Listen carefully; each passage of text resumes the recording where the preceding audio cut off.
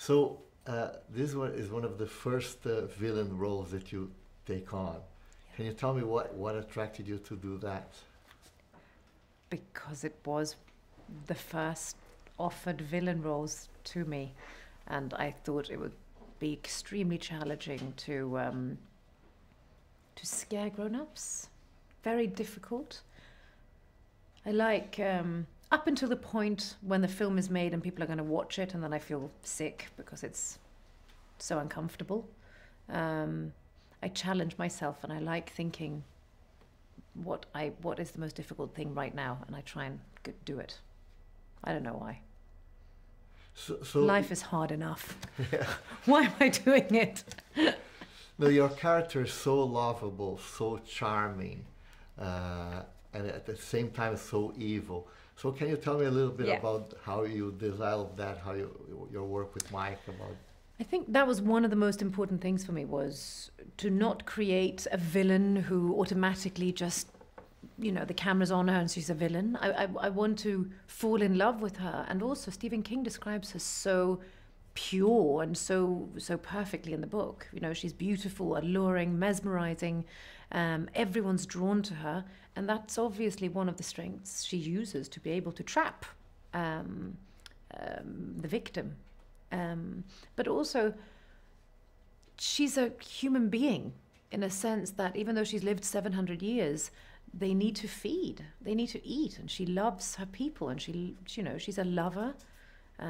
She is loved. She feels lonely and sad. And so, for you, what was the biggest challenge in doing this movie? All of that, creating all of that. Yeah, the challenge for me in this movie was creating a believable, lovable person who fits in and who is truthful to Stephen King's character and also to Mike's idea of this story. And then, you know, their job is linking, giving homages or separating. That's not my job. Right. So you work with an amazing cast of actors. Can you tell me a little bit about that? With Ewan McGregor. Ewan McGregor, exactly. Yeah, I mean it's always like with this, it was like being given a hand of aces, you know, in card game, knowing what I'm sitting on. I just also knew that my hand was going to be played at the end because we have 3 different stories, but we don't really meet that much. So we had the moments that were so few, but they were so rich and important. And I got, you know, to see what he's like and work against it and with. So finally, your character had so many tones and so many different layers. Yes. When you went home, how did you separate that from your real person?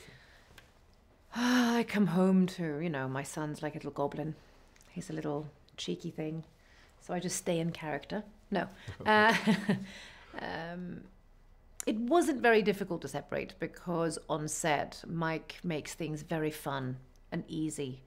When we got a scene done that he liked, you would hear in the speakers, cha-ching! Or he would put on the little dancey thing and we would all dance around. There was always pepperoni pizza on the set. It's like a family. And then you just get into your role and you do what you need to and you step out of it and you have fun. It wasn't very hard. What was difficult was the scene I had where my character needed to go beyond measures in her evil with a younger character. And this actor who I had to work with was so good that I started crying before my cue. And I had to wipe away my tears because the camera was dug down and it was a 2-shot. And I knew that I would dip in and I would ruin his shot. And it was a very important scene. And that shocked me. I didn't think that I would be emotionally attached to something like that. And I was.